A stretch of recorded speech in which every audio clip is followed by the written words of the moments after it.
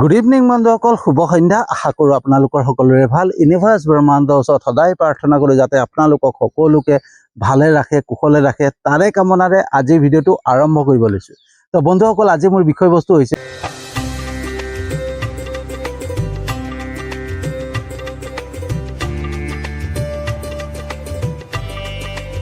অহিংসাই পৰম ধৰ্ম, তেন্তে জীৱ হত্যা কিয়? বন্ধুসকল, আমি প্ৰত্যেক দিনাখনেই দেখা পাওঁ হাজাৰ হাজাৰ জীৱক হত্যা কৰা হয়, হাজাৰ হাজাৰ জীৱৰ প্ৰাণ কাঢ়ি লোৱা হয়। কিহৰ বাবে? আমাৰ মুখৰ তৃপ্তিৰ বাবে, আমাৰ খাদ্যৰ বাবে, আমাৰ খোৱাৰ বাবে, হয়নে? তাৰ উপৰিও ভগৱানক সন্তুষ্ট কৰাৰ নামত, ঈশ্বৰক সন্তুষ্ট কৰাৰ নামত, হয়নে, ঈশ্বৰক উৎসৰ্গা কৰাৰ নামত বলি বিধান, কুৰবানী এইবিলাকতো আছেই। তো আমি হাজাৰ হাজাৰ জীৱক হত্যা কৰিছোঁ। হত্যা কৰাৰ পিছত আমি আকৌ কওঁ অহিংসাই পৰম ধৰ্ম, আমি অহিংসাৰ পূজাৰী, আমি অহিংসাৰ ভক্ত, হয়নে? বন্ধুসকল, ঈশ্বৰে, ভগৱানে আমাক সৃষ্টি কৰিলে, ঠিক আছে, আমাক মনুষ্য হিচাপে সৃষ্টি কৰিলে, আমাক জ্ঞান বোলা বস্তুটো দিলে এটাৰ কাৰণে, যাতে ভগৱানে এই সৃষ্টিখন, ভগৱানে যিখন জগত সৃষ্টি কৰিলে, এই সৃষ্টিখন যাতে আমি সুন্দৰকৈ ৰাখিব পাৰোঁ, আমি সুৰক্ষা কৰিব পাৰোঁ, প্ৰত্যেকটো জীৱক আমি সুৰক্ষা দিব পাৰোঁ। সেইকাৰণে আমাক মনুষ্যক জ্ঞান দিলে, আমাক জ্ঞানী বনালে। কিন্তু আমি কি কৰিছোঁ? আমি অজ্ঞানীৰ দৰে কাম কৰি আছোঁ ন? আমি প্ৰত্যেক দিনাখনেই আমাৰ মুখৰ তৃপ্তিটো পূৰাবৰ কাৰণে আমি হাজাৰ হাজাৰ জীৱক হত্যা কৰি আছোঁ, হয়নে? আমাক মাংস লাগে, মাছ লাগে, কিন্তু আমাৰ মনুষ্যক মাংস মাছ খাবৰ কাৰণে সৃষ্টি কৰা নাছিলে, হয়নে? আমি নিৰামিষ ভোজী, আমি মানুহে মাছ মাংস খাবই নাপায়। মানে মাছ মাংস খোৱা মানে এটা জীৱক হত্যা কৰা, হয়নে? এটা নিৰীহ জীৱক হত্যা কৰি পেলাই, এটা অজান জীৱক হত্যা কৰি পেলাই আমি তাৰ তৃপ্তি লোৱাটো আটাইতকৈ ডাঙৰ পাপ। মই বহুখন শাস্ত্ৰ, বহুতখিনি ষ্টাডি কৰাৰ পিছত এই ভিডিঅ'টো বনাইছোঁ বন্ধুসকল, ঠিক আছে? তো আজি ভাবিলোঁ যে এনেই আছোঁ, এটা ভিডিঅ' মই চিন্তা কৰি আছিলোঁ, ঠিক আছে? চিন্তা কৰি থকাৰ পিছতে মোৰ মনলৈ আহিলে এনেকুৱা এটা ভিডিঅ' বনাবলৈ, ঠিক আছে? তো আমি যোনটো নিৰীহ জীৱ, যাৰ কোনো অজান, সি নাজানে, ঠিক আছে, সেই নজনা জীৱটোক আমি হত্যা কৰিছোঁ। হত্যা কৰাৰ পিছত আৰু তাৰ মাংস আমি খাইছোঁ। কিহৰ কাৰণে? আমি প্ৰটিন পাবৰ কাৰণে, আমাক বডিত শক্তি আনিবৰ কাৰণে। বন্ধুসকল, এটা কথা চিন্তা কৰি চাওকচোন, আমি যে এটা জীৱক হত্যা কৰিছোঁ, জীৱটো হত্যা কৰি পেলাই খাইছোঁ, কিহৰ কাৰণে? প্ৰটিন পাবৰ কাৰণে। সেই জীৱটোৱে প্ৰটিন পাবৰ কাৰণে কি খাইছে? এটা মুৰ্গীয়ে কি খায়, হয়নে?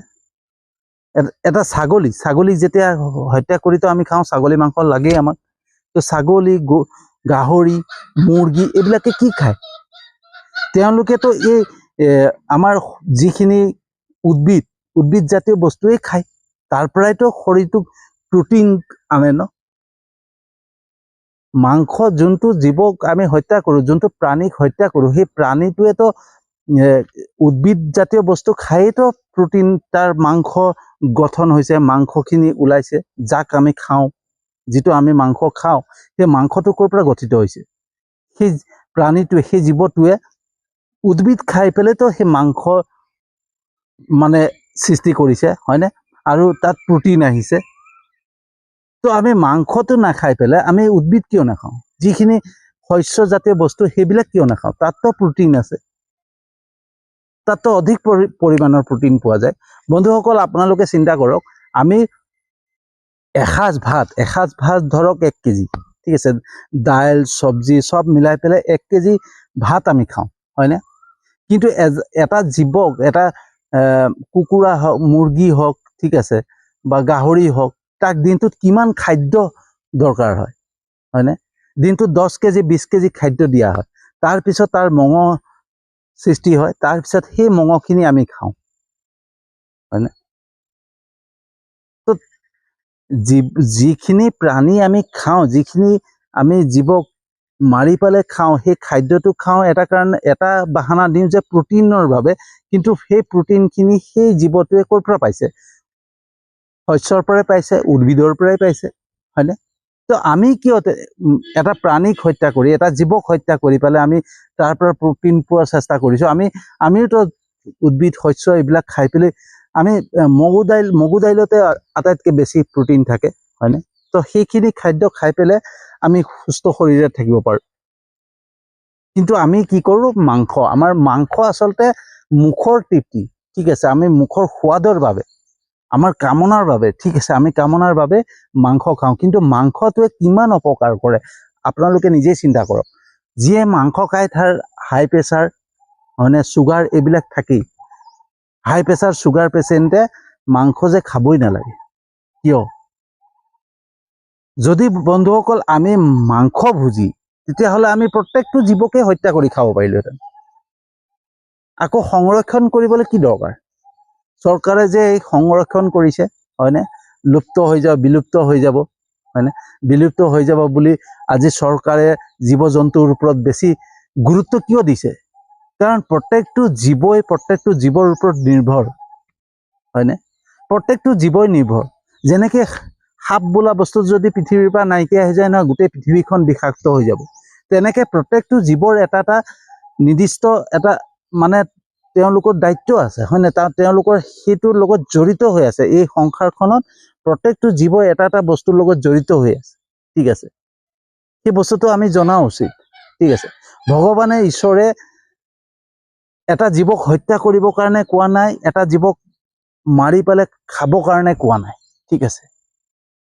আমি মানুহে মাত্ৰ মুখৰ তৃপ্তিৰ কাৰণে সেইটো খাওঁ, ঠিক আছে। তো ঈশ্বৰে যদি ক'লে, কোনোবা দিন ক'তবা শ্ৰীকৃষ্ণ বা ৰামে, ঠিক আছে, মাছ মাংস খোৱা ক'তবা দেখা পাইছিল নে? যে আজি ৰামে মাংসৰে ভাত খাইছে, মাছেৰে ভাত খাইছে?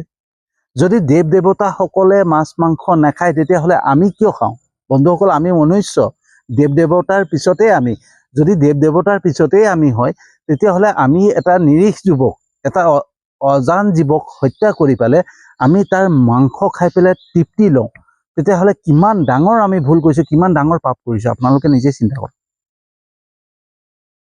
বন্ধুসকল, যি বস্তুত চেতনা থাকে, যি বস্তুত ফিলিংছ থাকে, অনুভৱ থাকে, ঠিক আছে, এটা পৰুৱাক যদি আপুনি পিছফালৰ পৰা এনেকৈ হাতখন আঙুলিটো দি দিয়েগৈ নহয়, সেই পৰুৱাটো ধাম পলাব খোজে। কিয়? তাৰ চেতনা আছে, হয়নে? চেতন শক্তি বোলা বস্তুটো, যোনটো অৱচেতন মন, চেতন মন, হয়নে? তো চেতন শক্তি, চেতন মগজু যোনটো বস্তুটোত তেওঁলোকৰো আছে, চেতন শক্তি তেওঁলোকৰো আছে। তেওঁলোকে জানে যে মোক মাৰিব বা মোক অপকাৰ কৰিব, সেইকাৰণে তেওঁ পলাবলৈ চেষ্টা কৰে। এটা মুৰ্গীৰ ওচৰত বা এটা ছাগলীক যেতিয়া আমি এনেকৈ লাখুটিডাল লৈ পেলাই দৌৰ মাৰি যাওঁতে কিয় পলায়? কাৰণ তেওঁলোকৰ চেতনা আছে, হয়নে? অনুভৱ আছে তেওঁলোকৰ যে মোক মাৰিব, সেইকাৰণে পলায়। তো ভাবক, যাৰ অনুভৱ আছে, যাৰ ফিলিংছ আছে, তেনেকুৱা এটা জীৱক আমি হত্যা কৰি খাই আছোঁ, হয়নে? এটা ছাগলী আমি পুহিছোঁ, এটা মুৰ্গী আমি ঘৰত পুহিছোঁ, এটা ছাগলী পুহিছোঁ। সেই মুৰ্গীটোক, ছাগলীটোক যদি আমি মাতো নহয়, সি দৌৰ মাৰি গুচি আহে। কিয়? মোৰ গৃহস্থই মাতিছে, মোৰ ঘৰৰ মানুহে মাতিছে। আপোনত্ব ভাৱটো, যোনটো মৰম ভাৱ, ঠিক আছে, যোনটো প্ৰেম ভাৱ, সেই জীৱ জন্তুতকৈ বেছি, আমাতকৈ বেছি কিজনী জীৱ জন্তুৰ আছে, ঠিক আছে। তো সেই জীৱকে আমি মৰম কৰোঁ, ঠিক আছে, আমি মাতিলেই গুচি আহে, আৰু সেই জীৱকে আমি হত্যা কৰি পেলাই খাই দিওঁ। তেতিয়াহ'লে আমি কিমান ডাঙৰ পাপ কৰিছোঁ, আপোনালোকে নিজে চিন্তা কৰকচোন। যি বস্তুৱে আমাৰ মৰম বুজি পায়, যি বস্তুৱে আমাৰ প্ৰেম বুজি পায়, যি বস্তুৱে আমাক যদি কিবা কৰিছে বুলি ক'লেও সেই জীৱটো এনেকৈ ঘূৰি চাব, হয়নে? আমাৰ প্ৰতি প্ৰেম ভাৱ থাকে, মৰম ভাৱ থাকে সেই জীৱটো, কিন্তু আমি সেই জীৱটোকে আকৌ হত্যা কৰি খাই দিওঁ। এটা ভিডিঅ' বনাম বন্ধুসকল, ঠিক আছে। এটা জীৱক যেতিয়া আমি হত্যা কৰি খাওঁ, তেতিয়াহ'লে আমাৰ পিছৰ মানে যোনটো জন্ম হ'ব, তেতিয়া কি হয়, সেইটো এটা ভিডিঅ' বনাম। আৰু গীতা অনুসৰি, ঠিক আছে, যোনটো গৰুড় পুৰাণ বুলি এখন আমাৰ শাস্ত্ৰ আছে, গৰুড় পুৰাণত শ্ৰীকৃষ্ণই মাংস খোৱা বা জীৱ হত্যা কৰি খোৱা বিষয়ে কি কৈছে, মই সেই বিষয়ে এটা ভিডিঅ' বনাম, ঠিক আছে। মাত্ৰ আজি এটা চিম্পল ভিডিঅ' বনাইছোঁ এটা কাৰণে যে আমি আমাৰ ফিলিংছ, মোৰ অনুভৱটো মই আপোনালোকৰ ওচৰত শ্বেয়াৰ কৰিছোঁ, ঠিক আছে। তো ঈশ্বৰে ভগৱানে কেতিয়াও কোৱা নাই, ঠিক আছে। আজি মই কিছুমান মন্দিৰত যাওঁ, যেনেকৈ দেওপানী থান, ঠিক আছে, বা কামাখ্যা মন্দিৰ, তেজেৰে ৰাঙলী হৈ থাকে, ঠিক আছে। তাত জানো ভগৱান ঈশ্বৰ থাকিব? ঈশ্বৰে যাক আমি পৰম পিতা পৰমেশ্বৰ বুলি কওঁ, যাক আমি দেউতা বুলি কওঁ, যাক পিতা বুলি কওঁ, নিজৰ দেউতাকে নিজৰ সন্তানক মোক উচৰ্গা কৰা, মোক বলি দিয়া, মোক কুৰবানী দিয়া বুলি ক'ব নেকি? মই ক'ম নেকি মোৰ সন্তানক মোক কুৰবানী দিয়ক বুলি? তো এই জগতখনত ঈশ্বৰে সৃষ্টি কৰিলে, এই জগতখনৰ প্ৰত্যেকটো জীৱক ঈশ্বৰে সৃষ্টি কৰিছে, আৰু এই জগতখনৰ প্ৰত্যেকটো জীৱই ঈশ্বৰৰ সন্তান হয়, ভগৱানৰ সন্তান হয়। তো ঈশ্বৰৰ সন্তানকে আমি হত্যা কৰি খাইছোঁ, তো ঈশ্বৰৰ অন্তৰত কি লাগিব পাৰে? আজি যদি মোৰ সন্তানক, মোৰ ল'ৰাক কোনোবাই মাৰে বা কিবা এটা কৰে, তো মোৰ অন্তৰত আঘাত লাগিব নাই? আপোনালোকে এবাৰ চিন্তা কৰক যে আমাৰ অন্তৰত আঘাত লাগিব নাই? তো সেই তেনেকৈ প্ৰত্যেকটো জীৱকে যদি হত্যা কৰে, তেতিয়াহ'লে সেই জীৱক যে হত্যা কৰিছে, যোনজন ঈশ্বৰে সৃষ্টি কৰিলে, সেই ঈশ্বৰৰ অন্তৰত কি আঘাত লাগিব পাৰে? আকৌ আমি ভাবোঁ কি ঈশ্বৰে মানে কিবা জীৱ বলি দিলে বা কুৰবানী দিলে ঈশ্বৰ সন্তুষ্ট হ'ব। ঈশ্বৰ কেতিয়াও সন্তুষ্ট নহয় বন্ধুসকল, ঈশ্বৰ কেতিয়াও সন্তুষ্ট নহয়। মাত্ৰ ঈশ্বৰে আঘাতহে পাব যে মই যোন যাক জন্ম দিলোঁ, মই যাক সৃষ্টি কৰিলোঁ, তেওঁক হত্যা কৰিছে, হিংসা কৰিছে। তো বন্ধুসকল, এটা কথা চিন্তা কৰক যে এই মাংসজাতীয় বস্তুৱে আমাক কিমান হিংস্ৰৰূপী বনাই পেলাইছে। যি মাংস আমি সদায় মই এতিয়া মাছ মাংস একেবাৰে নাই খোৱা, ঠিক আছে। আজি প্ৰায় যেতিয়াৰ পৰা মই গম পাইছোঁ যে এই বস্তুটো গম পালোঁ যে এটা জীৱৰো ফিলিংছ থাকে, অনুভৱ থাকে, অন্তৰ থাকে, এখন হৃদয় থাকে, তেওঁলোকো বুজি পায় আমাৰ মৰম কি, ভালপোৱা কি। সেই তেতিয়াৰ পৰা, সেই বস্তুটো জনাৰ পৰাই মই মাছ মাংস সম্পূৰ্ণৰূপে ত্যাগ কৰিলোঁ, ঠিক আছে। কাৰণ সেইটো মোৰ বহুত ডাঙৰ অজানিতে মই পাপ কৰি আছিলোঁ। কিন্তু জনাৰ পিছত যদি মই আকৌ খাই থাকোঁ নহয়, তো মই আৰু তাতকৈ ডাঙৰ পাপ কৰিম। তো সেই পাপৰ ভাগিদাৰ মই কেতিয়াও নহওঁ, সেই ভাবি পেলাই মই মাছ মাংস ত্যাগ কৰিলোঁ, সম্পূৰ্ণৰূপে ত্যাগ কৰিলোঁ। কিন্তু কথাটো হৈছে কি যে আমি প্ৰত্যেকটো জীৱক, ঠিক আছে, যি ঈশ্বৰে সৃষ্টি কৰিছে প্ৰত্যেকটো জীৱক, সেই প্ৰত্যেকটো জীৱৰে এটা এটা ফিলিংছ থাকে, অনুভৱ থাকে, হয়নে? তো সেই অনুভৱ থকা বস্তুটোক আমি হত্যা কৰিছোঁ। হত্যা কৰাৰ পিছত আকৌ আমি কওঁ যে অহিংসাই পৰম ধৰ্ম, আমি অহিংসাৰ ভক্ত হওঁ। তো এই বন্ধুসকল, এই যে আমি মাংস খাওঁ, এই মাংস খোৱাৰ পৰা আমাৰ কি অপকাৰ হ'ব পাৰে আপোনালোকে নিজে চিন্তা কৰক। মাংসই আমাক উত্তেজনা শক্তি বঢ়াই দিয়ে, কাম বাসনা সৃষ্টি কৰে, আমাৰ খং ভাৱটো, খং ভাৱটো বৃদ্ধি কৰে, ঠিক আছে। তো মাংসই কিমান অপকাৰ কৰে চিন্তা কৰক। এটা হিংস্ৰ প্ৰাণী যেনেকৈ সিংহ, বাঘ, ঠিক আছে, সিংহ বাঘে কি কৰে? জীৱ হত্যা কৰি মাংস খায়। অকল মাংস খায় কাৰণে সিংহ বা বাঘ এটা হিংস্ৰ প্ৰাণীৰ দৰে, এটা হিংস্ৰ প্ৰাণী, ঠিক আছে। তাৰ ওচৰত গ'লেই সি গৰজি উঠে, হয়নে? মানুহক খাওঁ বা কিবা এটা জীৱ জন্তু, কাৰোবাৰ মানুহেই হওক, যোনেই নহওক, তাৰ ওচৰত যোৱাৰ লগে লগে সি জঁপিয়াই পৰে খাবৰ কাৰণে, হয়নে? খঙাল প্ৰকৃতিৰ। সেইকাৰণে আমি বাঘ বা সিংহৰ ওচৰত যাবৰ কাৰণে ভয় কৰোঁ, ঠিক আছে। তো আমিওতো সেই হিংস্ৰ প্ৰাণীৰ দৰেই হৈ পৰিলোঁ, সেই বাঘ আৰু সিংহৰ দৰেই হৈ পৰিলোঁ, হয়নে? তো আমি প্ৰত্যেক সময়তে চাবচোন, কিবা এটা কোনোবাই কৈ দিলে খং উঠি যায়, কিবা এটা কৰি দিলে মাৰিবলৈ যাওঁ, গালি পাৰিবলৈ যাওঁ, বেয়াকৈ গালি পাৰি দিওঁ, হয়নে? তো হিংস্ৰ প্ৰাণীৰ দৰে হৈ পৰিছোঁ আমি। তো মাছ মাংসই আমাক কিমান অপকাৰ কৰিছে চাওক। আমাক উত্তেজনা শক্তি, আমাৰ গৰম ভাৱ, আমাৰ খং ভাৱ, ঠিক আছে, আমাৰ কাম বাসনা বৃদ্ধি কৰিছে। তাৰ পৰা আমাৰ অপৰাধ সৃষ্টি হৈ আছে, হয়নে? আমি কাকো দেখিবই নোৱাৰোঁ, হিংসা কৰোঁ, আমি খং ভাৱত থাকোঁ, ঠিক আছে। তো সেইটো কি হ'ল? আমাৰ হিংস্ৰ প্ৰাণীৰ লগত যেনেকৈ যিবিলাকে মাছ মাংস খায়, বা মানে যিবিলাক জন্তুৱে, যেনেকৈ বাঘ হওক, সিংহ হওক, শিয়াল হওক, সেইবিলাক হৈছে হিংস্ৰ প্ৰাণী। তাহাঁতৰ ওচৰত যাবলৈ ভয় আছে, কোন সময়ত এটেক কৰি দিয়ে, কোন সময়ত কামুৰি দিয়ে, কোনো মানে ক'ব নোৱাৰে। ঠিক সেইদৰে আমি মাছ মাংস খাই পেলাই আমাৰ সেই মনোভাৱ আমাৰ হৈ আছে, ঠিক আছে। আমি কোনোবাই পটকে কিবা এটা কৈ দিলেই ভালকেই কওক, লাগিলে কিবা এটা ভাল আমাৰ ভালৰ কাৰণে কওক, আমি চিধাই জঁপিয়াই পৰোঁ খং ভাৱ, হয়নে? কিহৰ কাৰণে? একমাত্ৰ মাংস খোৱাৰ বাবে। কাৰণ বন্ধুসকল, আমি মাছ মাংস যোনটো জীৱ জন্তুৰ প্ৰটিন পায়, সেই প্ৰটিনৰ লগত আমাৰ প্ৰটিনটো আমি মানুহে যোনটো প্ৰটিন খাব লাগে, যোনটো পাব লাগে, সেই প্ৰটিনৰ লগত মেটচ নকৰে।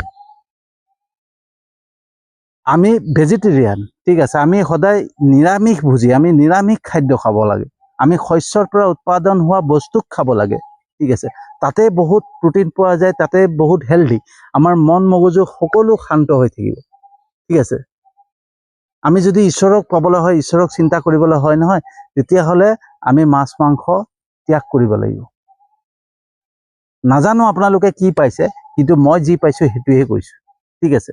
তো বন্ধুসকল, আৰু বহুত এনেকুৱা হেৰি আছে, ঠিক আছে। মই ইয়াৰ পিছৰ ভিডিঅ'টো বনাম যে শ্ৰীকৃষ্ণ ভগৱানে মাছ মাংস খোৱাৰ ওপৰত কি কথা কৈছিলে, ঠিক আছে। তো বন্ধুসকল, কেনেকুৱা লাগিলে জনাব। যদি সঁচাকৈ ভাল লাগিছে, যিমান পাৰে শ্বেয়াৰ কৰিব, যাতে সকলোৱে গম পায় যে আমি এটা জীৱক হত্যা কৰিলে কিমান ডাঙৰ মহাপাপ কৰি আছোঁ, ঠিক আছে। এটা জীৱক হত্যা, ঠিক আছে, যেনেকৈ এটা নিৰীহ অজান প্ৰাণী এটাক, যাৰ ফিলিংছ আছে, যাৰ চেতনা আছে, তাক যেতিয়া আমি হত্যা কৰোঁ নহয়, সেইটো এটা ডাঙৰ পাপ, ঠিক আছে। আৰু এজন মানুহক যদি আমি হত্যা কৰোঁ নহয়, তেতিয়াহ'লে তাতকৈও ডাঙৰ মহাপাপ।